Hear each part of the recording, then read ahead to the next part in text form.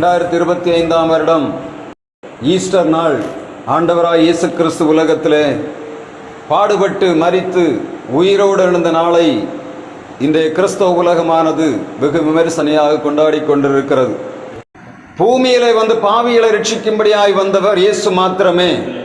அவர் ஒருவர் தான் பூமியிலே பாவிகளுக்காக ஜீவனை கொடுத்தார். அவர் ஒருவர் தான் பூமியிலே உயிர்த்தெழுந்தார். மார்க் 16 அதிகாரம் 1 வசனத்தில் நாம் வாசிக்கும் போது, மரியாள், மகதலேனா மரியாள், சலோமே எனப்பட்டவள் 3 பேருமாக சேர்ந்து இயேசுவை அடக்கம் பண்ணியிருக்கிற கல்லறைக்கு நேராக வருகிறார்கள். எதற்காக வருகிறார்கள்? ஆண்டவராய் இயேசு கிறிஸ்துவுடைய கல்லறையிலே அவருடைய சரீரத்துக்கு சுகந்த வர்க்கமிட வேண்டும் என்று அதிகாலையிலே வருகிறார்கள். வரும்போது அவர்களுக்குள்ள ஒரு கேள்வி மார்க் 16 அதிகாரம் 3 வசனத்திலே சொல்லப்படுகிற, வாசிக்கலாமா? கல்லறையின் வாசலில் இருக்கிற கல் நமக்காக யார் புரட்டி தள்ளுவார்கள்? அன்பு நல்ல தேவனே, நாங்கள் உமக்கு நன்றி செலுத்துகிறோம். இந்த கல்லை யார் நமக்காக புரட்டி போடுவார்கள் என்று கேட்டுக்கொண்டு வந்த மரியாளையும் அவளோடு கூட வந்த சலோமே என்பவளுக்கும் இயேசுவின் தாயாகிய மரியாள் இவர்களுக்கு நீர் ஒரு அதிசயத்தை காண்பித்தீர். ஆண்டவரே, இந்த நாளில் நம்முடைய வார்த்தையை தியானிக்கிற நாங்கள் இதன் மூலமாய் பெற்றுக்கொள்ள வேண்டிய ஆசீர்வாதத்தை நிறைவாய் பெற்று அனுபவிக்கும்படியாய் கிருபை தருவீராக. நம்முடைய வார்த்தை யாவியாம் ஜீவனாய் புறப்பட்டு போகட்டும். அது செய்ய வேண்டிய காரியத்தை சரியாய் செய்யும்படியாய் கிருபை தருவீராக. வார்த்தை சரியாய் விதைக்கும்படியாய் கிருபை தாரும். உம்முடைய தயவுள்ள கரங்களிலே தருகிறோம். இயேசு கிறிஸ்து நாமத்தில் ஜெபிக்கிறோம் பிதாவே, ஆமென். மார்க் 16 அதிகாரம் 3 வசனம் சொல்லுகிறது, இந்த கல்லை யார் நமக்காக புரட்டி போடுவான்? இந்த கல்லை யார் நமக்காக புரட்டி போடுவான்? இங்கே நாம் பார்க்கிறோம், 3 ஸ்திரீகள் வருகிறார்கள். ஆண்டவராய் இயேசு கிறிஸ்து கல்வரைக்குள்ளே வைக்கப்பட்டிருக்கிறார். அந்த கல் புரட்டப்பட்டு வைக்கப்பட்டிருக்கிறது. மத்தேயு 27 அதிகாரம் கடைசி பகுதியிலே சொல்லுகிறது, இயேசு கல்லறைக்குள்ளே வைக்கப்பட்ட போது அதிலே ஒரு பெரிய கல் புரட்டப்பட்டு அதற்கு அருகே வைக்கப்படுகிறது. புரட்டப்பட்டு வைக்கப்பட்ட கல் அது பெரிய கல் என்று சொல்லப்படுகிறது. இவர்கள் 3 பேர் வருகிறார்கள். கல்லறையின் வாசல் இருக்கிற கல் இவள் மூவராலும் புரட்டப்பட முடியாத கல் என்பதை இந்த வார்த்தை தெளிவாக நமக்கு சொல்லுகிறது. மத்தேயு 27 அதிகாரம் கடைசி வசனம் சொல்லுகிறது, இயேசு கிறிஸ்து உலகத்தில் வாழ்ந்த நாட்களில் சொன்னார், நான் 3ஆம் நாள் உயிர்த்தெழுவேன் என்று சொன்னதை இந்த அன்னா பிரதான ஆசாரியர் காய்பா இவர்கள் ஞாபகத்தில் வைத்திருந்தார்கள். எனவே அவர்கள் காத்துவிடத்திலே போய் இந்த மனிதன் இந்த எத்தன் உயிரோடு இருக்கும் போது சொன்னான், நான் 3ஆம் நாளில் உயிர்த்தெழுவேன். எனவே அவருடைய சீஷர்கள் வந்து அவருடைய சரீரத்தை களவாக எடுத்துக்கொண்டு போய்விட்டு அவர் உயிர்த்தெழுந்தார் என்று சொல்லிவிடாதபடி நீர் கல்லறையை பத்திரப்படுத்த வேண்டும் என்று கேட்கிறார்கள். பிலாத்து சொல்லுகிறான், உங்களிடத்தில் காவல் சேவகர் உண்டே, நீங்கள் போய் அந்த கல்லறையை பத்திரப்படுத்துங்கள் என்று சொல்லுகிறான். முதலாவதாக அந்த கல் முத்திரையிடப்பட்ட கல். அந்த கல் புரட்டப்பட முடியாத பெரிய கல். அதிகாரத்தினாலே அந்த கல்லானது முத்திரை போடப்பட்டு உள்ளே வைக்கப்பட்டிருக்கிறது. முத்திரை போடப்பட்ட கல்லை யார் புரட்ட முடியும்? அவ்வளவு சீக்கிரமாக புரட்ட முடியாது. நான் நேற்றைக்கு ஒரு காணொலியை பார்த்து கொண்டிருந்தேன். கேரளாவில் சூப்பர் மார்க்கெட்டை மூடி இருக்கிறார்கள். அந்த கடையை சீல் போட்டிருக்கிறார்கள். உள்ளே ஒரு சிட்டுக்குருவி 1 வாரமாக ஜன்னலில் வந்து கொத்தி கொண்டு கிடக்கிறது. ஜனங்கள் பார்க்கிறார்கள், போகிறார்கள். ஜனங்கள் போய் பக்கத்தில் உள்ள காவல்துறையில சொல்லுகிறார்கள், இப்படி ஒரு சிட்டுக்குருவி உள்ளே கிடக்கிறது. அவள் சொன்னால், எங்களுக்கு அதிகாரம் இல்லை.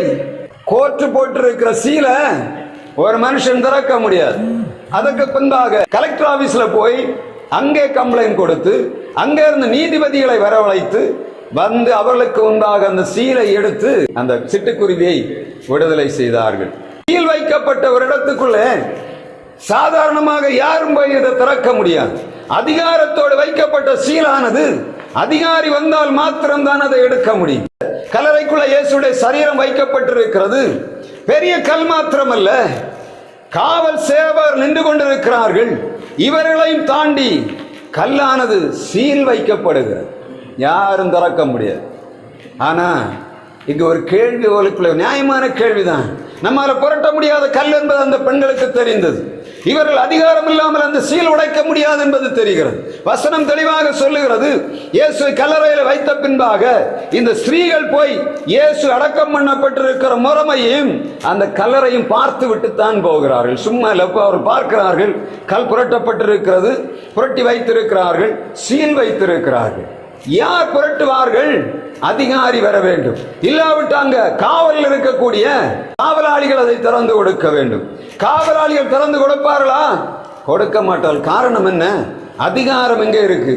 அண்ணா காய்வா பிரதான ஆசாரியுடைய கையிலே அதிகாரிகள் மூலமாய் சீல் வைக்கப்பட்டிருக்கிறது. நல்ல தெளிவா தெரியணும்.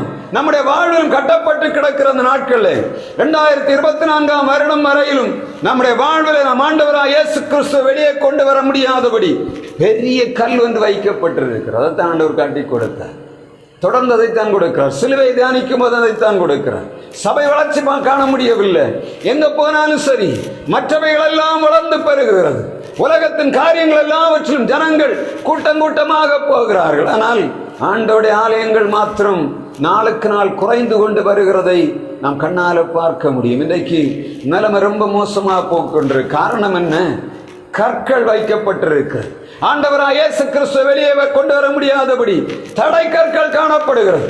மனுஷனால் புரட்டப்பட முடியாத கல், அது கனமான கல் மாத்திரமல்ல, அதிகாரம் என்ற கல்லினாலே சீல் வைக்கப்பட்டதாக இருக்கிறது. இயேசு உள்ளே இருக்கிறார். இப்பொழுது இவர்கள் நினைக்கிறார்கள், யார் இந்த கல்லை புரட்டி போடுவார்கள்? மத்தேயு 28ஆம் அதிகாரம் 2ஆம் வசனத்தை நாம் வாசிப்போம். இந்த சூழ்நிலையிலே ஆண்டவர் செய்கிற அதிசயத்தை நாம் காணப்போம். அப்பொழுது பூமி மிகவும் அதிரும்படியாய் கர்த்தருடைய தூதன் வானத்திலிருந்து இறங்கி வந்து வாசல் இருந்த கல்லை புரட்டி போட்டான். மத்தேயு தெளிவா சொல்லி இருக்கு. என்ன சொல்லி இருக்கிறார்? இவர் மத்தேயு அதை பார்த்தவர், மத்தேயு இயேசுடைய சீஷனாக இருந்தவர். எனவே அவர் தெளிவாக எழுதுகிறார், வானத்தில் இருந்து தூதன் வந்தான், கல்லை புரட்டினான். புரட்டும் போது என்ன நடக்குது? சாதாரணமாக பூமி அதிருகிறது. பூமி அதிருகிறது. தேவதூதன் வரும்போது பூமி அதிரும். ஆர்கியாலஜிக்கல் எவிடன்ஸ் என்று சொல்லக்கூடிய புதைபொருள் ஆராய்ச்சியானது இயேசு கிறிஸ்து உயிர்த்தெழுந்த அன்றைக்கு ஒரு பூமி அதிர்ச்சி உண்டானதாக பதிவு செய்து வைத்திருக்கிறார். அது வில்லியம்ஸ் என்று சொல்லக்கூடிய புதைபொருள் ஆராய்ச்சியாளர் அவருடைய கூட்டத்தோடு போய் சவக்கடலிலே ஒரு ஆராய்ச்சி நடத்தினார்கள். 2 தடவை பூமி அதிர்ச்சி உண்டான அந்த எவிடன்ஸ் அங்கே காணப்படும். பூமி அதிர்ச்சி உண்டாகும் போது அங்கிருந்து விலகின மண்ணானது அந்த சவக்கடலுக்குள்ள ஏற்பட்ட மாற்றமானது ஒரு திட்டாக படிந்திருக்கிறது. அவர்கள் இந்த வருடத்தை கரெக்டாக தேடி பார்க்கிறார்கள். 2 நாளைக்குள்ளாக 2 தடவை பூமி அதிர்ச்சி உருவாகி இருக்கிறதை கண்டுபிடித்தார். 1 அல்ல 2 பூமி அதிர்ச்சி உண்டானது. எப்பொழுது உண்டானது? அதை தேடி பார்த்தால் கிபி 31 36 வரை காலகட்டங்களிலே நடந்ததாக எழுதப்படுகிறது. அப்பொழுது ஆராய்ச்சி செய்கிறார்கள். அந்த நாட்களிலே இயேசு மரித்த அன்றைக்கு சந்திர கிரகணம் உண்டானதாக நாசா தன்னுடைய குறிப்பிலே வைத்திருக்கிறது. அப்படியானால் ஆண்டவராய் இயேசு கிறிஸ்து இந்த பூமியிலே மரித்தார், உயிரோடு எழுந்துவதற்காக இன்றைக்கு சவக்கடலுக்குள்ளே வைக்கப்பட்டிருக்கிறது. அவர்கள் புதைபொருளை தேடி பார்த்து அதை அறிவித்தார்கள். 2 பூமி அதிர்ச்சி உண்டாயிருக்கிறது. முதல் பூமி அதிர்ச்சி எப்போ உண்டாச்சு? ஆண்டவராய் இயேசு கிறிஸ்து தன்னுடைய ஜீவனை விடும்போது. வசனம் 27ஆம் அதிகாரம் மத்தேயு 50ஆம் வசனம் சொல்லுகிறது, இயேசு மகா சத்தமாய் கூப்பிட்டு ஜீவனை விட்டார். அப்பொழுது தேவாலயத்தின் திரைச்சீலை மேலிருந்து கீழாக 2ஆக பிளந்தது. பூமி அதிர்ந்தது, கண்மலைகள் பிளந்தது, கல்லறைகள் திறந்தது, அநேக பரிசுத்தவான்கள் எழும்பினார்கள் என்று வேதம் மிக தெளிவாக எழுதி வைத்திருக்கிறது. அதற்கு அடுத்த பூமி அதிர்ச்சி சென்னை உண்டாகுது. அதுக்கு 3வது நாள் இயேசு உயிர்த்தெழுந்த அன்றைக்கு பூமி அதிர்ச்சி உண்டானதை வரலாறு பதிவு செய்து வைத்திருக்கிறது. நாம் ஆராதிக்கிற ஆண்டவர் செத்து போனவர் அல்ல. நம்முடைய ஆண்டவர் பொய்யானவர் அல்ல. நம்முடைய ஆண்டவர் ஏதோ கட்டுக்கதை அல்ல என்பதற்கு இது மிகப்பெரிய ஆதாரம். கல் புரட்டப்பட்டது எதற்காக? அதைத்தான் நம்ம பார்க்கணும். கல் புரட்டப்பட்டது எதற்காக புரட்டப்பட்டது? 6 விதமான காரியங்கள் அங்கே நடந்தது. ஆண்டோட வார்த்தையை கொடுக்கும் போது தீவிரமாக அதை கொடுக்க வேண்டும். ஜனங்களுக்குள்ளே சத்தியத்தை விதைக்க வேண்டும். அதுதான் மிகப்பெரிய நோக்கம். ஆண்டோட வார்த்தை அவர்களுக்குள்ளே போக வேண்டும். அது மர்மதர்ச்சியை உருவாக்க வேண்டும். இன்றைக்கு பாட்டும் கூத்துகளும் நிறைந்தபடியினாலே கிறிஸ்தவ உலகமானது பாழ்பட்டு போயிற்று. ஆராதனை நாயகர் என்ற ஒரு கூட்டத்தை உருவாக்கி விட்டார்கள். காரணம் என்ன? அன்றைக்குள்ள ஊழியர்கள் யாரையும் சும்மா யாரையும் ஆராதனைக்கு மேலே ஏற்ற மாட்டாங்க. இன்றைக்கு ஆராதனை நாயகர்கள் என்ற ஒரு கூட்டத்தை உருவாக்கினபடியினாலே தேசம் கிறிஸ்தவமானது அழிவுக்கு நேராக போய் கொண்டிருக்கிறது. வாலிபர்கள் கெட்டுப்போனார்கள். இந்த தேசத்தில் இயேசுடைய நாமம் தூஷிக்கப்படுவதற்கு காரணமே லூசிபர் ஆராதனை நாயகர்கள் என்ற கூட்டத்துக்குள்ளே போனபடியினால தான் இன்றைக்கு இவ்வளவு காரியங்கள் நடந்து கொண்டிருக்கிறது. முதல்ல ஒரு ஆள் கொஞ்சம் போல கையை கால காட்டி அவனை கொஞ்சம் போல ஆராதனை நடத்தினார். அதை பார்த்து இந்த சின்ன பையன் மாதிரி என்ன பண்ணான், அவனை கொஞ்சம் கூட ஆட ஆரம்பிச்சாங்க. ஒருத்தன் வந்தான், இவனை எப்படி கரெக்ட் பண்ணா சரியாவது, ஏன்னா அவன் அபிஷேகம் பண்ணி கொண்டு வருகிறான், தெரியும் இதை எப்படி குலைக்க வேண்டும், இந்த கிறிஸ்தவத்தை அழிக்க வேண்டும் என்று சொல்லி அவன் வெளியே இருந்தோன்னும் பண்ணல, உள்ளதான் வச்சு விளையாடுவான். என்ன பண்ணான், ஒருத்தனை கொண்டு வந்தான், இங்கே இருந்தோ ஒருத்தனை கொண்டு வந்து அவன் நல்ல டான்ஸ் மாஸ்டர் பார்த்தான். இனி வேற வழி தெரியல, இதை கவர் பண்ணா என்ன பண்ணணும், பாட்டு பாடணும். பாட்டு பாடி டான்ஸ் ஆடிட்டா ஜனங்களை என்ன பண்ணிடலாம், ஏன்னா சினிமாவில் தானே நடக்குது. பாட்டு பாடணும், டான்ஸ் ஆடணும், தெரிஞ்சா சினிமா ஓட்டி கொண்டு போகணும். அதே மாதிரி ஒருத்தன் வந்தான், கொஞ்சம் போல டான்ஸ் ஆடினான், ஜனங்களை வஞ்சித்து விட்டான். திரளான ஜனங்கள் வஞ்சிக்கப்பட்டு போனார்கள். அவனை கூட வந்த கூட்டங்களை நீங்க பார்த்தீங்கன்னா தெரியும். இந்த சமீப காலங்களில் எனக்கு டிவியில பாடிட்டு இருக்கிற பசங்களை பாருங்க, உங்களுக்கு தெரியும் வேறுபாடு இருக்காது, எதுவுமே இருக்காது, கண்ட்ரோல் பண்ண முடியாத அளவுக்கு மாறி போன. காரணம் என்ன, சர்ச்சில் வந்து ஒரு ஆராதனை நாயகர் ஒரு கூட்டம் வரணும், டமக்கு டிமிக்கு நடிக்கக்கூடிய ஒரு பெரிய இன்ஸ்ட்ருமெண்ட்டை வச்சு அவனை பீட்டை போட்டு ஏற்றி விட்டு அங்கே அவனை சுதி ஏற்றி விட்டால் தான் அவனுக்கு என்ன வரும், ஆவி வரும் என்று சொல்லி ஆவி இப்ப என்ன ஆகி போச்சு, அசுத்தாவி உள்ள நுழைந்தத ஜனங்களுக்கு தெரியல. எத்தனையோ பரிசுத்த வாட்டி மாதிரி பேசுகிறாங்க பொம்பளைங்க. நான் பார்க்கும்போது தெரியுது இவ்வளவு ஆட்கள் உள்ளே இருந்திருக்கிறாள், இவனுக்கு ஆதரவு கொடுக்கிறாள். அப்படின்னா காரணம் என்ன, ஜனங்கள் வஞ்சிக்கப்பட்டு போனார். எப்படியாயினும் தங்களுடைய வாழ்வை நிரப்ப வேண்டும், தங்களுடைய கஜானாவை நிரப்ப வேண்டும், தங்கள் வாழ்விலே மற்றவர்களை போல நிறையாள காட்ட வேண்டும் என்று சொல்லி ஒரு பெருங்கூட்டம் எழும்பி விட்டது. இது அங்க மாத்திரம் இல்லை, நான் ஒரு பெரிய சபையை பார்த்து கொண்டிருக்கிறேன். அங்கே இந்த கூத்து தான் நடந்து கொண்டிருக்கிறது. சத்ருவானவன் அதிபயங்கரமாக கிரியை செய்து கொண்டிருக்கிறார். ஆண்டவராய் இயேசு கிறிஸ்துவுக்காக உபத்திரவப்படுகிற சபை அது ஆண்டவருடைய வருகைக்காக ஜனங்களை சேவிக்கும். ஆனால் ஒரு வேசியாகிய ஸ்திரீ, அவளை வேதம் வெளிப்படுத்தின விசேஷத்திலே சொல்லுகிறது. 2 ஸ்திரீகள், ஒன்று யாரு, ஆண்டவருக்காக பிரயாசப்படுகிற ஒரு ஸ்திரீ உண்டு. அதே போல ஒரு மதுவை குடிக்க கொடுத்து ஜனங்களை கட்டிப்பட்டிருக்கிற ஒரு ஸ்திரீயுடைய கூட்டத்தையும் ஆண்டவர் சொல்ல வேசி என்று சொல்லுகிறார். சபையைத்தான் சொல்லுகிறார், வேசி சபை என்று சொல்ல. காரணம் என்ன, ஜனங்களை கொஞ்சம் போல மதுவை குடிக்க கொடுத்து என்ன பண்ணுகிறார்கள், அப்படியே போட்டு வைத்து ஜனங்கள் போனா சொல்லுகிறார்கள், அங்க போட்டு வந்தா எங்களுக்கு கொஞ்சம் போல ஆசுவாசம் இருக்கு, அங்க போயிட்டு வந்தா ஏதோ சாராயம் குடிச்ச மாதிரி இருக்கு, போதையேறி வருகிறார்கள். வெளியே வந்தா எப்படி இருக்கு, அதே போதையை தான் பண்ண. குடிகாரன் என்ன செய்கிறானோ அவ்வளவு காரியத்தையும் செய்கிறார்கள். கிறிஸ்தவம் தூஷிக்கப்படுகிற காரணம் என்ன, ஆண்டவராய் இயேசு கிறிஸ்து உயிர்த்தெழுந்தது காரியத்தை இவர்கள் புரிந்து கொள்ளவில்லை. சபையானது இஷ்டம் போல போகிறபடியினால தான் ஆண்டவர் இந்த காரியங்களை ஒவ்வொரு ஊழியர்களையும் கொண்டு பேசுகிறார். உண்மையிலே மனஸ்தாபத்தோடு வேதனையோடு கதறுகிற எத்தனையோ ஊழியர்கள் உண்டு. அவர்களுடைய வாக்குகள் எல்லாம் அடக்கப்பட்டு போனது. காரணம் என்ன, சாத்தான் அவர்களை கிறிஸ்தவர்களை காட்டிலும் கிறிஸ்தவன் அல்லாதவை அபிஷேகத்துக்குள்ளே கொண்டு வந்து அவனை அபிஷேகித்து ஜனங்களை திசை கொண்டு திருப்பி கொண்டு போகிறான். நான் அந்த ஆவி வந்த உடனே நான் கண்டுபிடிச்சேன், இது சரியில்லை, தப்பா போகுது.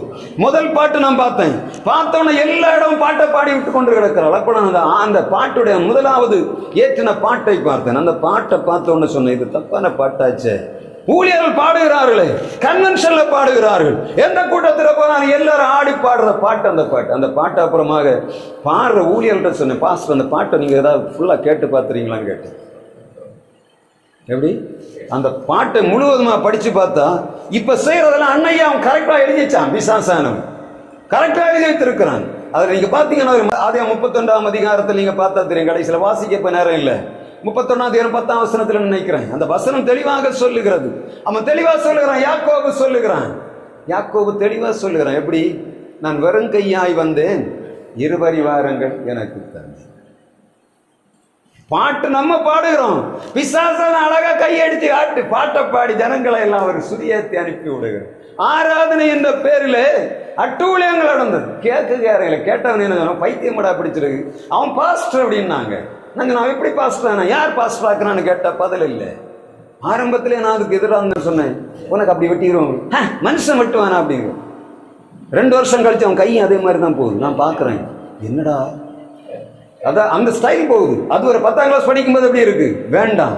12ஆம் கிளாஸ் படிக்கும்போது கை எப்படி போகுது, அப்படி போகுது. அந்த ஸ்டைலுக்கு போகலாமா அப்படின்னு நான் பார்க்கும்போது கவனமாக வாட்ச் பண்ணிட்டு இருக்கேன். கொஞ்சம் கொஞ்சமாக மாத்துறான். கேட்டா சொல்லுறான், அவனும் பாஸ்டர் தானே, பாட்டு போடுறேன், பாட்டை போடாதன்னு சொல்ல, இல்ல அவனும் பாஸ்டர் தான். எப்படி ஊழியருடைய பிள்ளைகளை இடரா பண்ணி போனேன்.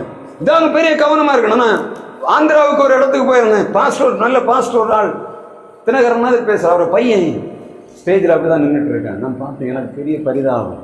கேட்க முடியாது. ஏன்னா எல்லாரும் அம்மா மாதிரிலாம் பயங்கரமா எல்லா ஊழியக்காரனுடைய பிள்ளைகளை நீங்க பார்த்தீங்கன்னா ஸ்டைல் தான் இருக்கும். கேட்டாச்சுன்னா பைத்தியக்காரனோட கேவலமா இருக்கு ஐயா, ஊழியக்காரனுடைய பிள்ளைய இப்படி அநியாயம் பண்ணி வச்சிருக்காங்க. மற்றவர்களை இன்னும் சொல்ல மாட்டாங்க. ஸ்டேஜுக்கு மேல நிற்கிற ஊழியக்காரனை கீழே இருக்கிறவங்க பார்ப்பாங்களா, பார்க்க மாட்டாங்க. மற்றவர்களை போல இல்லை. அவங்க என்ன கேட்பாங்க, அந்த பாஸ்டரை பாரு, அவர் ஊழியத்தை பாரு, அவர் பையனை பாரு, அப்படிதானே சொல்லுவாங்க. உண்டா இல்லையா? வேற எதையும் பார்க்க மாட்டாங்க. என் பிள்ளைகளுக்கு போட வேண்டிய ட்ரெஸ்ஸை பார்ப்பாங்க. நான் ட்ரெஸ் வாங்கி கொடுக்கறது இல்லை, யாரோ வாங்கி கொடுக்குற, அவங்க பார்க்குறாங்க இந்த ட்ரெஸ் எவ்வளோ விலை உள்ளது. அப்போ என்ன பண்ணுவாங்க, பாஸ்டர் பேசுறது ஒன்று பேசுகிறார், தன்னுடைய குடும்பத்தை சரியா வைக்கிறது. இது அப்பவே தெரிந்தது. நிறைய காரியங்கள்ல விழுகை ஆரம்பித்து அதை ஃபாலோ பண்ணி நிறைய பேர் வந்த காரணம் என்ன, அவன் வழி வைத்தது அந்த வழி என்ன பண்ணிட்டு அநேகருக்கு அவன் நல்ல சம்பாதிக்க ஆரம்பித்து விட்டான்னு பார்த்தா, அவன் போற வழியை போனாதான் நம்மவும் சம்பாதிக்கணும். இப்படித்தான் மாறினால தெரியும். இப்ப என்ன பண்ணுறான்னு தெரியல. ஆதரவு கொடுத்தவர்கள் எல்லாரும் யோசிக்கிறார்கள். முதல்ல தெரியணும் ஐயா, அவன் யாரு. ஆவியில உனக்கு ஒரு ஊழியக்காரனுக்கு ஆவியை பற்றி தெளிவில்லாம இருந்தா, நான் எதுக்கு நீ ஊழியக்காரனா இருக்கிற, வசனத்தின்படி இல்லாம இருந்தா நீ எப்படி வாழ முடியும்? அதனால தான் வசனத்தை மிகவும் கவனமாக, வேற எதுக்குமே நான் பாட்டு பாடி ரொம்ப நல்ல நீட்டா ஆராதனை நடத்தக்கூடிய ஆள். ஆனா எனக்கு தெரியும் என்ன ஆராதனை என்ன சொன்ன என்ன. ரோமர் 12ஆம் அதிகாரம் 1ஆம் வசனம் சொல்லுகிறது, பிரியமானவர்களே உங்கள் சரீரங்களை தேவனுக்கு பிரியமான ஜீவ பலியாக ஒப்பு கொடுக்க வேண்டும், இதுவே நீங்கள் செய்யத்தக்க புத்தியுள்ள ஆராதனை. ஆராதனை என்னத்த, சரீரத்தை ஜீவ பலியா ஒப்பு கொடுக்கிறது, அதான் ஆராதனை. ஆனா இன்றைக்கு என்ன வந்து போச்சு, கையங்காலம் காட்டி டான்ஸ் ஆடுறது ஆராதனை என்று மாறிவிட்டார். புரியுதா?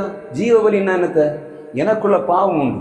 நான் இன்னைக்கு காலையில் எழும்பும்போது யோசிப்பேன், நானும் என்னுடைய சரீரத்தை நான் பார்க்கும்போது நான் யாரு, மண்ணால உருவாக்கப்பட்டவன். நான் யாரு, நிர்வாணி. நான் யார், எல்லாம் இருக்கு. மற்ற மனிதர்களை போலத்தான் நான் இருக்கிறேன். யாரு நான், நிர்பந்தமான மனுஷன். நேரத்தைக்கு நினைச்சேன், இன்னும் எனக்கு வர பண்ண முடியாது, அவ்வளவு மோசமான சூழ்நிலைக்கு நான் மத்தியானத்துக்கு மேல எனக்கு ஃபுட் பாய்சன் ஆகி நான் ஆஸ்பத்திரிக்கு போயிருந்தா என்ன எங்க ஆஸ்பத்திரிலாம் படுத்துறேன். அப்படியே நான் ஆண்டோடைய சமூகத்தில் கிடந்த, ஆண்டவரே எனக்கு பிறகு மூச்சு விட முடியாதாலும் ஆயிடுச்சு, அப்படி படுத்து கிடந்தேன். பாஸ்டர் சொல்ல மாதிரி தான், எந்த சூழ்நிலைன்னு தெரியாது, அப்படிப்பட்ட மோசமான சூழ்நிலை படுத்திருந்தேன். சாயங்காலம் வர 1-2 காரியங்கள் என்று முடிந்த அளவில் செய்து சாயங்காலம் கொஞ்சம் ரிலீஃப் ஆச்சு. இன்றைக்கு காலையில் செய்தி கொடுக்கும்படியாக கர்த்தருடைய வசனம் சொல்லுகிறது, உங்கள் ஆவி உங்கள் சரீரம் என்ன, அது ஜீவ பலியாக ஒப்பு கொடுக்கப்பட வேண்டியது.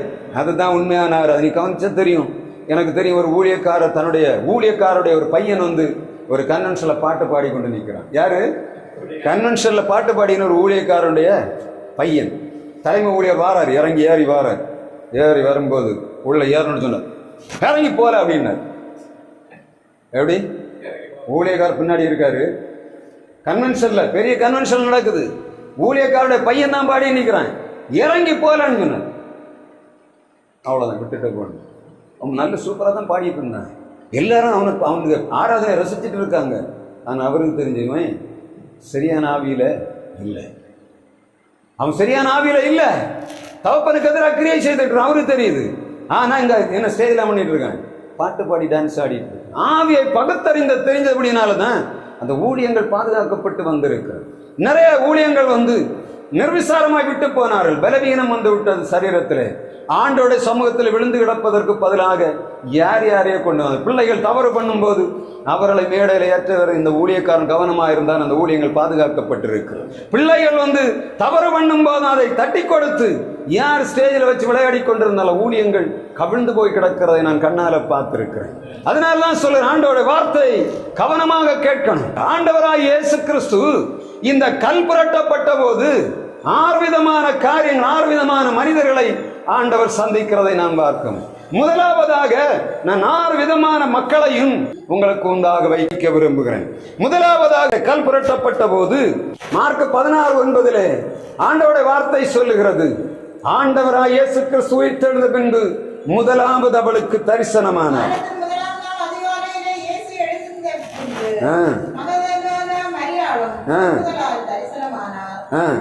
இவள் யார்? மார்க் 16:10 சொல்லுகிறது, அவளிடத்தில் இந்த ஆண்டவர் 7 பிசாசுகளை துரத்தி இருந்தார். ஆண்டவராய் இயேசு கிறிஸ்து உயிர்த்தெழுந்த பின்பு முதலாவது யாருக்கு தரிசனமானார்? மகதலேனா மரியாளுக்கு. மகதலேனா மரியாள் யார்? 7 பிசாசுகள் துரத்தப்பட்ட ஒரு பெண்மணி.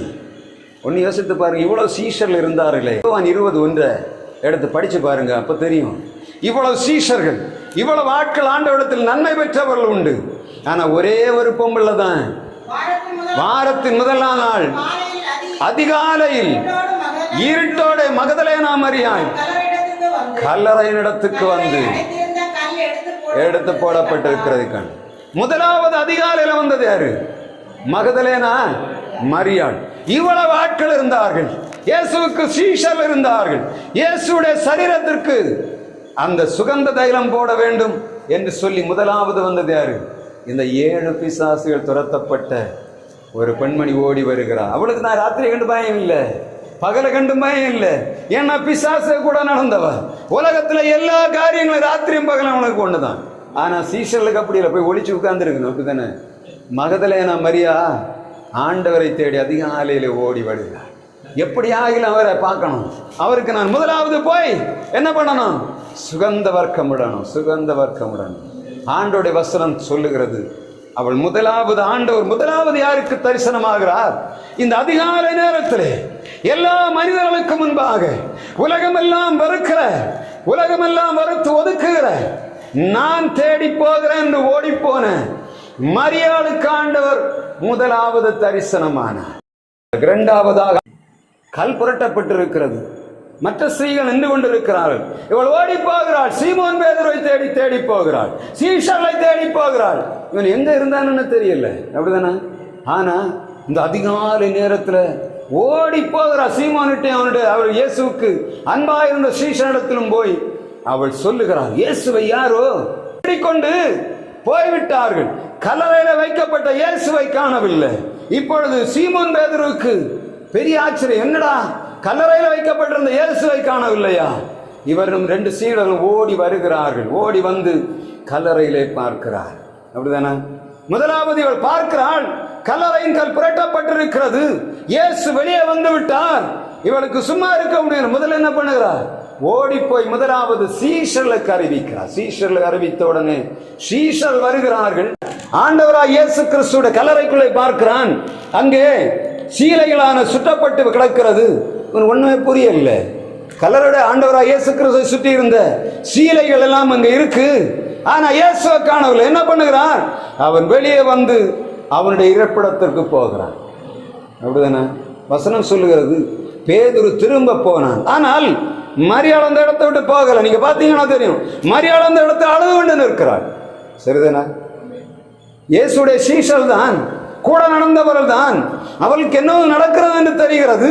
ஆனால் இந்த மரியாளுக்கு மகா பெரிய வைராக்கியம், என் இயேசுவை எடுத்துக்கொண்டு போனது யார் என்று தெரியவில்லை என்று அழுது கொண்டு நிற்கும் போதுதான் காரியம் நடக்கும். என்ன நடக்கும்?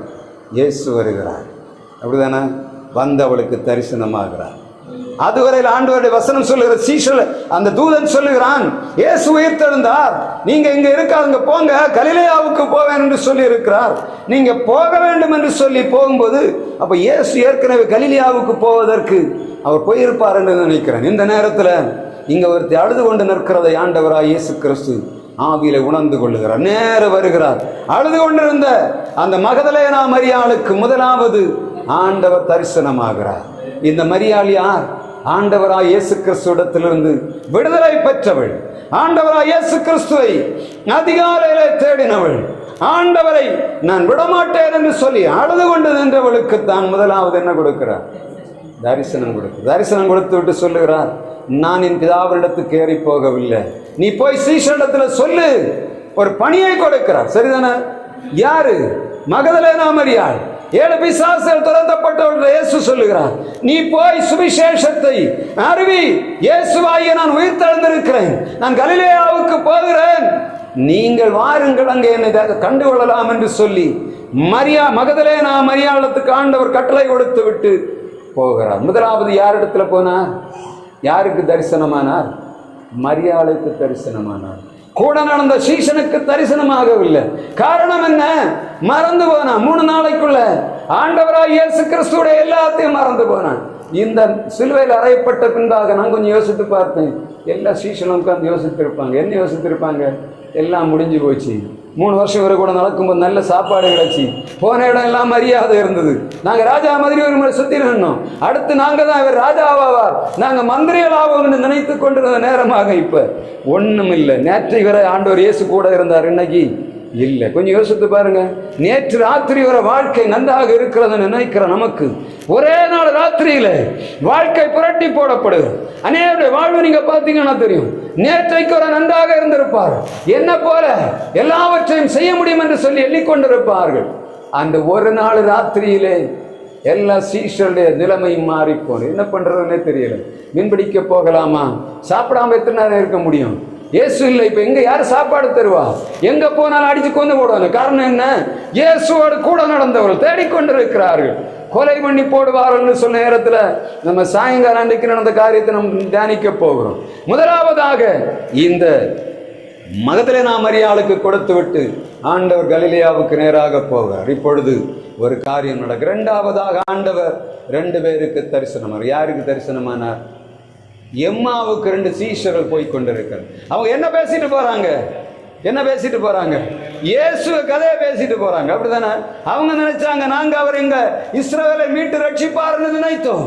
இப்பொழுது எல்லாம் போச்சு, ஒண்ணுமில்லை, எல்லாம் தாறுமாறாய் கிடக்கிறது, என்ன செய்யறது என்று தெரியவில்லை. நாங்க வெளியே போனா எங்களை கொண்டு போடாது, அதனால பேசாம என்ன பண்ண போறோம்? ஒளிச்சு போறோம். எங்க போறோம்? எருசலேமுக்கு 6 மைல் 7 மைல் தூரம் உள்ள எம்மாவுக்கு நடந்து போய்கொண்டோம். எப்படி மத்தியான நேரத்துக்குள்ள இருக்கும், 6-7 கிலோமீட்டர் 3-4 கிலோமீட்டர் பக்கத்துல போகும்போது அங்க ஒரு ஆள் வருகிறார், கூட நடந்து வருகிறார். அப்படித்தானே? அவருக்கு தெரியும். முதலாவது யாரு? ஆண்டவரை அதிகமாக தேடிக்கொண்டிருந்த மகதலேனா மரியாளுக்கு. 2வது ஆண்டவரை பற்றி பேசிக்கொண்டே நடந்து போறாங்க. எப்படி ஆகணும் என்ன பண்றதுன்னே தெரியல. ஆனா பேசும்போது என்ன நினைக்கிற? இயேசுவை பற்றியே பேசிட்டு போறாங்க. அவளோடு கூட போகிற 2வது தரிசனம். அப்படிதானே? மற்ற சீஷர்களுக்கு ஆண்டவர் கொடுக்கல, ரொம்ப கவனமா இருக்கிற ஆண்டவர் என்ன ஒரு காரியத்தை செய்கிறாருன்னா அவரை நேசிக்கிறவர்களுக்கு ஆசீர்வாதத்தை கொடுக்கிறார். அவளுக்கு தரிசனமாகிறது கர்த்தருடைய வார்த்தை சொல்லுகிறது. அந்த 2வதாக சீஷர்களோடு நடந்து போகிறார். அவர்கள் நியாயப்பிரமாணத்தின் காரியங்களை அவருக்கு சொல்லிக்கொண்டே வருகிறார். என்ன சொல்லுகிறார்? இயேசு பாடுபட வேண்டும், இப்படிப்பட்ட காரியங்கள் நடைபெற வேண்டும் என்று சொல்லக்கூடியதை நியாயப்பிரமாணத்தில் அவருக்கு கற்றுக் கொடுத்து கொண்டே வருகிறார்கள். சாயங்கால நேரமாகிறது. அவள் வீட்டுக்கு போறாங்க. இவரையும் கூப்பிடுகிறாங்க. இவர் மறுத்து விட்டு உள்ளே போகிறார். உள்ளே போய் பந்தி இருக்கிறார்கள். இயேசு தன்னுடைய கையை அப்பத்தை எடுத்து என்ன பண்ணுகிறார்? சீஷரிடத்துல கொடுக்கிறார். அந்த அந்த நிகழ்ச்சியை கொஞ்சம் யோசித்து பாருங்க, கற்பனை பண்ணி பார்த்தாங்க. இது எங்க நடந்தது? அங்க கெத்செமனேக்கு போறதுக்கு முன்பாக ஒரு ராத்திரி திருவிருந்து நடந்தது. அங்க ஆண்டவர் அதைத்தான் செய்கிறார். என்ன பண்ணுகிறார்? அப்பத்தை எடுத்து பிட்டு அவளை கையில கொடுக்கிறார். அதே போல 5000 பேரை போஷிக்கும் போது ஆண்டவர் என்ன பண்ணுகிறார்? அந்த அப்பத்தை பிட்டு எடுத்து ஸ்தோத்திரம் பண்ணி கொடுக்கிறார். இவர் அப்பம் பிட்கிற அந்த ஸ்டைலை பார்த்த உடனே கண்டுபிடிச்சிட்டாங்க, இது ஆள் வேற. அப்படி என்று சொன்ன உடனே என்ன நடக்குது? அவர்கள் கண்டுபிடித்தார்கள். இயேசு விலகி போகிறார். 2 பேர்கிட்ட எப்படி தரிசனமானார்? முதலாவதாக ஆண்டவரை தேடிக்கொண்டிருந்த அழுது கொண்டிருந்த மகதலேனா மரியாளுக்கு. 2வது ஆண்டவருடைய வார்த்தையை கொண்டு போய் என்ன பண்ணுகிறது என்று தெரியாதபடி சரி தூரத்திலேயாவது போய் தப்பிக்கொள்ளலாம் என்று சொல்லி கொண்டு போன எம்மாவுக்கு நடந்து போன 2 சீஷர்களோடு ஆண்டவர் நடந்து போகிறார். 3வதாக நீங்க பார்த்தீங்கன்னா அன்றைக்கு சாயங்கால நேரத்தில் யோவான் 20ஆம் அதிகாரம் 19ஆம் வசனத்திலே ஒரு வார்த்தை சொல்லி வாசிக்கலாம். யோவான் 20:19. வாரத்தின் முதல் நாளாகிய அன்றைய தினத்திலே சாயங்கால வேளையிலே சீஷர் கூடியிருந்த இடத்திலே யூதர்களுக்கு பயந்ததினால் கதவுகள் பூட்டி இருக்கையில் இயேசு வந்து அவள் நடுவே நின்று உங்களுக்கு சமாதானம் என்றார். பூட்டப்பட்ட அறைக்குள்ளே அன்றைக்கு போய் உட்கார்ந்திருக்கிறார்கள். இயேசு பூட்டப்பட்ட கதவுக்குள்ளே வருகிறார். வந்து உங்களுக்கு சமாதானம் என்று சொன்னார். அப்படிதானே? ஓடி போகவில்லை. பயத்தோடு இருந்த யூதர்களை கண்டு பயந்து ஒழித்துக் கொண்டிருந்த சீஷர்களுக்கு ஆண்டவர் மூன்றாவதாக தரிசனமாகிறார். தரிசனமாகிவிட்டுத்தான் அவர் எல்லா காரியங்களையும் செய்கிறார். இயேசு இந்த உலகத்தில் உயிர் தெழுந்த போது உலகத்திலே காணப்பட்ட மிகப்பெரிய அக்கிரமம் என்னன்னா, இயேசுவை மாத்திரமல்ல அவருடைய சீஷர்களையும் முழுவதுமாக அழித்து விட வேண்டும் என்று சொல்லி அன்னா காய்பா பிரதான ஆசாரியர்கள் எழும்பினார்கள். ஆனால் நடந்தது என்ன? இயேசு உயிர்த்தெழுந்த பிறகு 40 நாட்கள் இந்த உலகத்திலே வாழ்ந்தார். 40 நாட்கள் இயேசு இந்த உலகத்திலே கல்லறையிலிருந்து வெளியே வந்த பின்பு இந்த உலகத்திலே சுற்றி கொண்டு நடந்தார். காரணம் என்ன? பிரதான நோக்கம் என்ன? இயேசு கல்லறையிலிருந்து வெளியே வந்த நோக்கம் என்ன? சுவிசேஷம் அறிவிக்கப்பட வேண்டும். எப்படி அறிவிக்கப்பட வேண்டும்? கர்த்தருடைய வார்த்தையாக விதைக்கப்பட வேண்டும். கர்த்தருடைய வார்த்தை அதான் சொல்லுகிறார். மத்தேயு 28ஆம் அதிகாரம் 18-19 வசனங்களிலே, இதோ வானத்திலும் பூமியிலும் சகல அதிகாரம் என கொடுக்கப்பட்டிருக்கிறது. நீங்கள் வெளியே புறப்பட்டு போய் சகல ஜாதிகளையும் சீஷராக்கி பிதா குமாரன் பரிசுத்த ஆவியின் நாமத்தினாலே அவளுக்கு ஞானஸ்நானம் கொடுத்து நான் உங்களுக்கு கட்டளையிட்ட யாவையும் அவள் கை கொள்ளும்படி உபதேசம் பண்ணுங்கள். இயேசு டான்ஸ் ஆடல்ல, இயேசு கூத்து பற்ற வைக்கல. இயேசு எதை செய்தார்? மத்தேயு 5ஆம் அதிகாரம் 6ஆம் அதிகாரம் 7ஆம் அதிகாரத்திலே தெளிவாக உபதேசம் பண்ணுகிறார். எல்லா காரியத்தையும் செய்துவிட்டு சீஷர்ல கையில கொடுக்கிற, இதை விதைங்கப்பா, இதை செய்யுங்கப்பா, இதைத்தான் செய்யணும். ஆண்டோடைய வார்த்தை சரியாய் விதைக்கணும். சத்தியத்தை விதை, சத்தியத்தை அறுவடை செய். இவளுக்கு சுவிசேஷத்தை அறிவித்து ஞானஸ்நானம் கொடு. என்ன சுவிசேஷம்?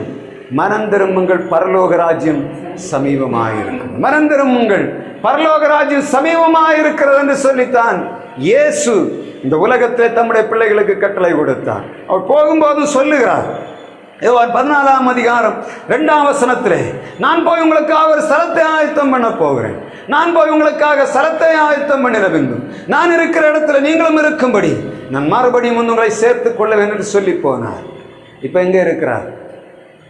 பரலோகத்திலே பிதாவின் வலது பாரிசத்திலே உட்கார்ந்து இருக்கிறார். மார்க் 16ஆம் அதிகாரம் 19ஆம் வசனம் சொல்லுகிறது, இவ்விதமாக இயேசு சீஷர்களுக்கு கட்டளை கொடுத்து விட்டு பரலோகத்தில் போய் பிதாவின் வலது பாரிசத்திலே உட்கார்ந்தார் என்று வேதம் சொல்லுகிறார். இனி வரப்போகிறார். எதற்காக வருவார்? தம்முடைய பரிசுத்தவான்களை சேர்த்துக் கொள்ளும்படியாய் வருவார். 1 தெசலோனிக்கேயர் 4ஆம் அதிகாரம் 7ஆம் வசனத்திலே அதைத்தான் ஆண்டவர் சொல்லுகிறார். ஏனெனில் கர்த்தர் தாமே ஆரவாரத்தோடும் பிரதான தூதனுடைய சத்தத்தோடும் தேவ காலத்தோடும் இறங்கி வருவார். அப்பொழுது கிறிஸ்துவுக்குள் மரித்தவர்கள் முதலாவது எழுந்திருப்பார்கள். பின்பு உயிரோடு இருக்கும் நாமும் மேகங்கள் மேல் எடுக்கப்பட்டு எவ்விதமாய் என்னைக்கும் அவரோடு கூட இருக்கும். இதுதான் சுவிசேஷம். அதை விட்டுவிட்டு நம்ம பண்றதெல்லாம் சுவிசேஷமா கேட்கணும். நாம் செய்கிறதெல்லாம் ஊழியமா, நாம் செய்கிறதெல்லாம் ஆராதனையா என்பதை தேடி பார்க்கணும். உண்மையாய் ஆண்டவருக்காக ஊழியம் செய்கிறெல்லாம் ஆண்டவருடைய பரிசுத்தவான்களும் இரத்த சாட்சிகளாய் மரித்தார். ரோமருக்கு எழுதின ரூபம் பவுலப்போஸ்தலன் எழுதின 12ஆம் அதிகாரம் 1ஆம் வசனத்தை வாசித்து நிறைவு செய்வோம். 12ஆம் அதிகாரம் 1ஆம் வசனம், அப்படி இருக்க சகோதரரே, நீங்கள் உங்கள் சரீரங்களை பரிசுத்தமும் தேவனுக்கு பிரியமான ஜீவ பலியாக ஒப்புக் கொடுக்க வேண்டும் என்று தேவனுடைய இரக்கங்களை முன்னிட்டு உங்களை வேண்டிக் கொள்ளுகிறேன். இதுவே நீங்கள் செய்யத்தக்க புத்தியுள்ள ஆராதனை. ஆண்டவரை ஆராதிக்கும் போது சபைகள் விரிவடையும். ஆண்டவரை சேவிக்கும் போது உண்மையாய் ஆண்டவரை நாம் நம்முடைய சரீரத்தினாலும் ஆவியினாலும் ஆத்மாவிலும் ஆராதிக்கும் போது சபைகள் விரிவடையும். அதற்கு பின்பு அது இல்லாம ஆள் கூட்ட வேண்டும் என்று சொல்லி, உலகத்தில் நாங்கள் பெரிய ஆட்கள் என்று காட்ட வேண்டும் என்று சொல்லி, பாவத்திற்கு துணை போய், அக்கிரமத்துக்கு துணை போய், ஏன் ஆண்டவர் தன்னுடைய மரணத்தை உலகத்திலே வைத்துவிட்டு அப்படியே அவர் பரமேறி போய் இருக்கலாமே? ஏன் போகல தெரியுமா? அவருக்கு தெரியும். நான் விட்டுட்டு போனா அவர் போய்விட்டார்னு சொல்லி ஆளாளுக்கு இஷ்டத்துக்கு கதை கட்டுவானுங்க. அதனால என்ன பண்ண, 40 நாள் இங்க உட்கார்ந்து சீஷர்களை திரும்ப திடப்படுத்துகிறார். இதுதான் ஊழியப்பா. நாம் போன 3 நாளில் நீங்க பட்ட பாடெல்லாம் பார்த்தீங்கல்ல, அதனால நீங்க வெளியே புறப்பட்டு போகணும். இந்த சுவிசேஷத்தை இப்படித்தான் அறிவிக்கணும். எல்லா காரியங்களையும் சொல்லி கொடுக்கிறார். 2 பயிர் 2 வஸ்திரம் இருக்கிற ஒன்றை கொடுக்கணும். கைகளுக்கு ஏதாவது பாத்திரத்தில் ஒன்று எடுத்துட்டு போவாங்கன்னு சொன்னார். இன்றைக்கு எல்லாம் தலைகளாக நடந்து கொண்டிருக்கிறது. தேவனுடைய ராஜ்யமானது, அவருடைய சுவிசேஷமானது இன்றைக்கு அவமதிக்கப்பட்டு கொண்டிருக்கிறது. உலகம் எல்லாம் கேட்கிறார்கள், கிறிஸ்து இப்படித்தான் இருக்கிறாரா, கிறிஸ்தவர் எல்லாம் இப்படித்தானா என்று கேட்கிறார்கள். கிறிஸ்தவத்திலும் தவறில்லை, கிறிஸ்துவிடத்திலும் தவறில்லை. கிறிஸ்தவர்களாகிய நாம் உணர்வில்லாதவர்களை வாழுகிறபடினால்தான் கிறிஸ்தவன் அல்லாதவன் பிசாசானவர்களை வஞ்சித்து உள்ளே கொண்டு வந்து நல்ல ஆண்டவருடைய பிள்ளைகளை கொண்டு கொண்டிருக்கிறான். இன்றைக்கு உலகத்திலே சுவிசேஷம் இவர்கள் மூலமாய் தூஷிக்கப்படுகிறது. நாம் ஆண்டவருடைய வழிகளை பின்பற்றி போவோம். சிலுவையிலே தன்னுடைய ஜீவனை கொடுத்தது உண்மை, அவர் மரித்தது உண்மை, அவர் உயிர்த்தெழுந்தது உண்மை, உயிர்த்தெழுந்த பரலோகம் போனதும் உண்மை, திரும்ப வரப்போகிறதும் உண்மை. வேதம் தெளிவாக எழுதி வைத்திருக்கிறது. ஒரு சில காரியங்களை மாத்திரம் ஆண்டவர் விட்டு போகவில்லை, எல்லாவற்றையும் முழுமையாய் வைத்து விட்டு போகிறார். எல்லா வழிகளையும் பின்பற்றி கிறிஸ்தவம் வாழும்படியாய் ஆண்டவர் எதிர்பார்க்கிறார். இந்த நாள், இந்த உயிர்த்தெழுதலின் நாளை தியானிக்கிற நாம் யாரை போல் இருக்கிறோம்? முதல் கேள்வி அதுதான். எம்மாவுக்கு போன சீஷர்களை போல் இருக்கிறோமா? ஆண்டோடைய சீஷர்களை போல் இருக்கிறோமா? மகதலேனா மரியாளை போல் இருக்கிறோமா? 3 விதமும் ஊழியர்கள் தான், 3 விதமான கூட்டம் தான். ஆனால் யார் ஆண்டவரால் நேசிக்கப்பட்டார்கள்? யாருக்கு ஆண்டவர் முதலாவது தரிசனமானார்? இந்த பாவியாகிய ஸ்திரீக்கு, 7 பிசாசுகளை துரத்தினவளுக்கு ஆண்டவர் முதலாவது தரிசனமானார். நமக்கும் இந்த சூழ்நிலை போன கண்டிப்பாக தரிசனம். அநேக நேரங்களில் அழுது கொண்டு கிடக்கிறோம். இந்த கல்லை யார் புரட்டி போடுவார்கள்? புரட்ட முடியாத கல், வேதனையாகிய கல், அவமானமாகிய கல், பரியாசமாகிய கல், அதிகாரம் என்ற கல், ஆணவம் என்ற கல், அதிகாரம் என்ற கற்கள் நம்முடைய ஊழியத்தை தடை பண்ணி கொண்டிருக்க, இயேசுடைய சுவிசேஷத்தை நாம் விடுதலையோடு அறிவிக்க முடியாதபடி இந்த கல் நமக்கு தடையாய் காணப்படும் என்று சொன்னார். ஆண்டவர் தம்முடைய தூதரை அனுப்புவார். நம்ம செய்ய வேண்டிய வேலை, பவுலும் சீலாவும் நடுராத்திரியில ஜெபம் பண்ணினது போல, இந்த கல் புரட்டப்பட வேண்டும் ஆண்டவரே, இந்த கல் புரட்டப்பட வேண்டும் என்று சொன்னார். எந்த மனிதனாலும் முடியாது, எந்த அதிகாரத்தாலும் முடியாது, நீர் இறங்கினால் மாத்திரம்தான் இந்த கல் புரட்டப்படும் என்ற உணர்வோடு நம்முடைய ஊழியங்களானது பரிசுத்தாவின் அபிஷேகத்தின் வல்லமையோடு, தேவனுடைய வைராக்கியத்தோடு நாம் செய்ய வேண்டும் என்று ஆண்டவர் எதிர்பார்க்கிறார். தேவதூதன் வரணும். மனுஷன் பிரயோஜனம் இல்லை, அதிகாரிகள் பிரயோஜனம் இல்லை, உலகத்தில் உள்ள மனுஷன் பிரயோஜனமே இல்லை. தேவன் வரணும், தம்முடைய தூதனை அனுப்பணும். அனுப்பாவிட்டா ஒண்ணுமே நடக்க. அதுதான் நம்ம செய்ய வேண்டிய ஊழியம். தேவதூதன் வரும்போது எல்லா தடைகளும் உடைக்கப்படும். ஊழியத்துக்கு தடையாய் காணப்படுகிறவர்கள், ஆண்டவருடைய சுவிசேஷத்துக்கு தடையாய் காணப்படும் எல்லா தடைகளும் உடைக்கப்படும். நம்ம நினைக்கலாம் நம்மளால ஒன்றும் செய்ய முடியல, அதிகாரங்கள் நம்மை தடைப்படுத்துகிறது, நம்முடைய சரீர பலவீனங்கள் நம்மை தடைப்படுத்துகிறது. ஆனால் ஆண்டவருடைய தூதன் வரும்போது எல்லா வழிகளும் செவ்வையாகும் என்பதை நாம் உணர்வில் கொள்ளணும். ஒருவேளை நம்ம ஜெபித்துக் கொண்டிருக்கிறோம், இன்னும் தீவிரமாக ஜெபிக்கணும். நாம் ஜெபிப்பது மாத்திரமல்ல, இன்னும் தீவிரமாக ஊழியம் செய்யணும். ஆண்டவருடைய சமூகத்தில் காத்து கிடந்த ஆண்டவரே, இந்த 2025 வருடம் எங்கள் ஊழியத்தை கட்டி வைத்திருக்கிற கல்லானது, அது மூடப்பட்டிருக்கிற கல்லானது புரட்டப்பட வேண்டும். தேவதூதன் வரணும். அதுதான் நம்முடைய ஊழியம், வேற ஒண்ணுமே வேண்டாம். நம்ம இறங்கி ஊழியம் செய்யணும். தேவதூதன் நமக்கு முன்பாக எல்லாத்தையும் திறந்து வைத்திருப்பார், எல்லா காரியங்களும் நடக்கும். அதை நம்ம செய்யணும். நம்முடைய இஷ்டத்துக்கு நம்முடைய அடாஸ்மெண்ட் வேலைகளை காட்டாதபடி ஆண்டோடைய பாதத்தில் காத்து கிடந்து பொறுமையாக நம்ம பெருமூச்சியில் ஆண்டவருக்கு நேராக கொண்டு வரணும். எப்போது ஆண்டவரே இந்த கல் புரட்டப்படும். உலக மனுஷனை தேடி போகாதுங்க, அதிகாரங்களை தேடி போகாதுங்க, அரசியல்வாதிகளை தேடி போகாதுங்க. ஆண்டவருடைய சமூகத்தில் கிடந்து பாருங்க, அவரே தம்முடைய தூதரை அனுப்புகிறதை உங்கள் கற்கள் புரட்டப்படுவதை நீங்க காண முடியும். உலக மனுஷனால புரட்ட முடியாத கல், அதிகாரமாகிய கல்கள் புரட்டப்படும். கர்த்தர் செய்கிற அதிசயத்தை நீங்க காண முடியும். கர்த்தர் அதிசயத்தை செய்தான்னா ஒரு மனுஷனிடத்திலையும் போய் நம்ம நிற்க வேண்டிய அவசியம் இல்லை. ஒரு மனுஷன் நமக்கு ஆசீர்வாதத்தை நான் உனக்கு செய்கிறேன் என்று சொல்லுவான் என்று சொன்னான், நம்ம ஒரு ஸ்டேஜ் ஏறணும்னு சொன்னான். என்னாலும் தான் அவன் எப்படி இருந்தான், வளர்ந்துருக்கிறான். ஆண்டவர் தூதன் அனுப்பி நமக்கு ஆசீர்வாதம் எவன் சொல்ல முடியும்? ஒருத்தனும் சொல்ல முடியாது. அவன் ஆண்டவர் ஆசீர்வதித்திருக்கிறார். அவன் யாரும் இல்லை, அனாதையா கிடந்தான், தனிமையா கிடந்தான், அழுது கொண்டு கிடந்தான். ஆண்டவரே இறந்தினார். அநேகர் சொல்லுவாங்க, இப்படி கிடந்தான், எப்படி ஏறினான் என்று தெரியவில்லை. யாரு? ஆண்டவர் செய்தார். இல்லைன்னு சொல்லுவாங்க, அவன் உதவி பண்ணினான், இவன் எழும்பினான். அப்படி அப்படி கேட்டிருக்கோம் இல்ல? எல்லா மனிதர்களும் இவனுக்கு உதவி பண்ணாங்க, எழும்பினான். ஆனா இன்றைக்கு நமக்கு வர வேண்டிய ஒரே ஒரு சாட்சி உலகத்திலிருந்து ஆண்டவரை நம்பினான், ஆண்டவரை தேடினான், ஆண்டவரோடு உறவாடினான், அவருக்காக காத்து கிடந்தான், இரவும் பகலும் அவரோடு தேவையில்லாத நேரங்கள் எல்லாவற்றையும் ஆண்டவருக்காக செலவு பண்ணினான் என்பதை வைப்பார் என்று சொன்ன ஆண்டவர் தம்முடைய தூதரை அனுப்புவார். எல்லா நன்மைகளும் இந்த 2025 வருஷம் நம்ம 2 பேர் இருந்தாலும் சரி, 4 பேர் இருந்தாலும் சரி, 6 பேர் இருந்தாலும் சரி, இதை செய்து பாருங்க. கர்த்தருடைய வாழ்விலை செய்கிற அதிசயத்தை காண முடியும். நான் நேற்று கிடந்த யோசனை நினைச்சு பார்த்தா மனுஷன்கிட்ட சொல்லி இருக்கவே முடியாது. ஆனால் ஆண்டவர் செய்த அதிசயம் எனக்கு ஒண்ணுமே தெரியல. மருந்து மாத்திரைகளை நம்பி பிரயோஜனம் இல்லை, ஒண்ணுமே நம்பி பிரயோஜனம் இல்லை. ஏன்னா மருந்து மாத்திரை சில நேரங்களில் நமக்கு ஆறுதல் கொடுக்கிற, சில நேரங்களில் வேதனையை கொடுக்கிற. ஏன்னா எல்லா மனிதர்களுக்கும் ஒவ்வொரு மனிதனுடைய சரீரத்துக்குள்ளும் காணப்படுகிற நோய்கள் அவர்களுக்கு மாத்திரம்தான் தெரிகிறது. ஆனால் இன்றைக்கு எல்லா விதமான டெஸ்டையும் எடுத்து விட்டு தான் மருந்து மாத்திரைகள் கொடுக்கிறார்கள். ஆனால் ஆண்டவர் கொடுக்கிற விடுதலையோ மிகவும் உன்னதமானது. அவரை சார்ந்து கொள்கிற பிள்ளைகளுக்கு கொடுக்கிற ஆசீர்வாதம் மிகவும் உன்னதமானது. அவர் தருகிற ஆசீர்வாதம் உலகத்தில் எந்த மனுஷனும் கொடுக்க முடியாது. உங்களுக்குள்ளாய் உங்களை கட்டி வைத்திருக்கிற கல்லை நின்று பாருங்க. அது ஒருவேளை சரீரத்தில் காணப்படுகிற நம்மால் புரட்ட முடியாத வேதனை ஆகிய கல், நம்முடைய பிரச்சனைகள் ஆகிய கல், அதிகாரம் என்ற கல்லாக இருக்கிறது.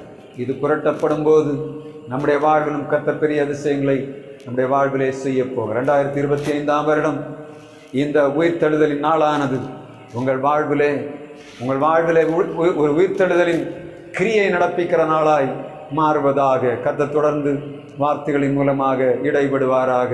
மார்க்கு 16:3 சொல்லுகிறது, எவன் இந்த கல்லை நமக்காக புரட்டி போடுவான், எவன் இந்த கல்லை நமக்காக புரட்டி போடுவான், எவன் இந்த கல்லை நமக்காக புரட்டி போடுவான் என்று சொல்லி கேட்டேன்.